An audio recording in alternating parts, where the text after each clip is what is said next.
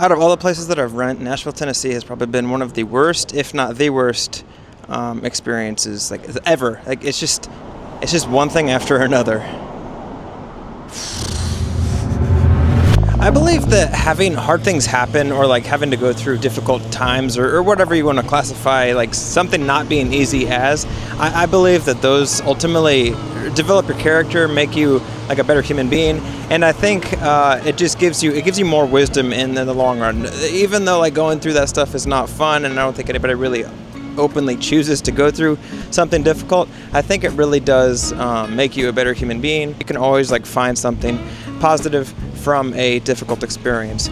With all that being said, Savannah and I, it's been a couple of days since I updated you on the whole apartment thing that we're going through right now, and well, there's been a few updates. Actually, there were updates right after I finished the there are actually updates right after I finished the last video updating you on the whole thing. Normally I would get frustrated at that loud noise, but to be fair, their concrete plant is actually right there, so I'm kind of on their home turf, so I understand why he was being loud.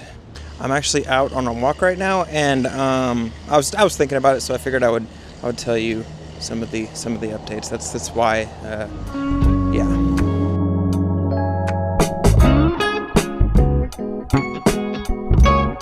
I opened this video with a pretty bold statement saying that Nashville's been the worst like renting experience of Savannah and I's adult life, and honestly, I'm not exaggerating. Every place that we've lived has ended like terribly or horribly for whatever reason. Like the first place that we rented, we were there for a grand total of 10 months. We loved the place, and our lease gets canceled and we get kicked out because the landlord wanted to rent to her friend or whatever, and she gave us like 30 days notice, and that was pretty much it. And then we moved to the second place, and that was even worse than the first place, the way it ended. Basically, the second place we had to leave because people were there were just a bunch of crimes that happened, and eventually somebody tried breaking into our house in the middle of the night, and after about the third time of me having to get up and check to make sure there was nobody in the house, we decided to end the lease early, pay a shitload of money to get out, and move to the current place that we're at now. And we thought after that, all of our we thought everything was going to get better after that, and well, past couple of days have proven that we might have been a little wrong on that. Now, don't get me wrong, Savannah and I love where we live. We love the location, we love the apartment complex. Like, there's very little things that we have negative to say about where we currently live, and I realize that like everywhere that you live, everything in life, there are good things and there are bad things or challenging things about it. It's just a matter of like weighing like if the challenges are worth staying or not. I just reviewed that footage and realized that I was focused on the blade of grass instead of me. Basically, after that video that I made, we got a letter on the door, and I actually made a TikTok about this. I'll just show you that because it'll be a little bit easier to explain.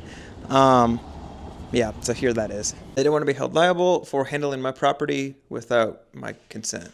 Look at this document that my apartment complex just put on my door. This is from Camp Construction. They're the ones handling our renovation. And it says, I hereby consent to the handling of my personal property by Camp Construction, the company that's doing the construction, and accept that Camp Construction shall not be held liable for any damage, loss to my personal property, regardless of value. Now, I'm no lawyer, but I don't think that's necessarily I won't be signing that. But yeah, if you know anything about this, please let me know, because that can't be. What? So after we got that letter, then we spent the day to like think about what we should do, and we actually decided to make like our own version of that. And here's that video that I used on TikTok. I don't know if this is actually going to work, but what we did was we took the existing document and just reversed everything. And this is that amended document that we're going to hand them when they try to gain access to our apartment. I don't know if it's going to work, but I mean, if anything, it made us feel better. And yeah, that's pretty much all the updates that I have. We did send an email to the apartment complex manager, letting them know that we didn't agree with it, and we wanted to figure out a way to where both parties would be satisfied with the arrangement.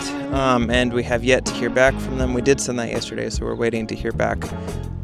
Hopefully they'll send us something today. yeah, it's going to be a fluid thing. And yeah, I never thought. And typically with these videos, I try to be pretty like happy and like go lucky, but I feel like I also want to be honest. And if I'm being completely honest, this has been an incredibly stressful and frustrating series of events that we've been going through, and a lot of times it helps me process and figure things out when I make videos about them, just because it gives me a broader picture. And on the off chance that you have any suggestions, please let me know. TikTok has been helpful with that, believe it or not. If you want like the day-to-day update, like where it's more instantaneous, that's all that stuff's going to be on my TikTok. Yeah. On a video note, if you ever, one of the things that I didn't expect when I started making videos is just how it gives you like the ability to really process things in a different way, like I said before, because when you're making a video, you're trying to make it to where it's not just about you, like you're having to like zoom out and look at the bigger picture. And for me, a lot of times it's hard to do that when I have when I'm like going through it. So when I make videos about it, it really helps me get that perspective, like it kind of forces me to. So that's a positive, I suppose. If you ever have trouble with that, maybe try making videos about whatever you're going through. You don't even have to publish them. And it just documents it too, just to show your kids later, I guess.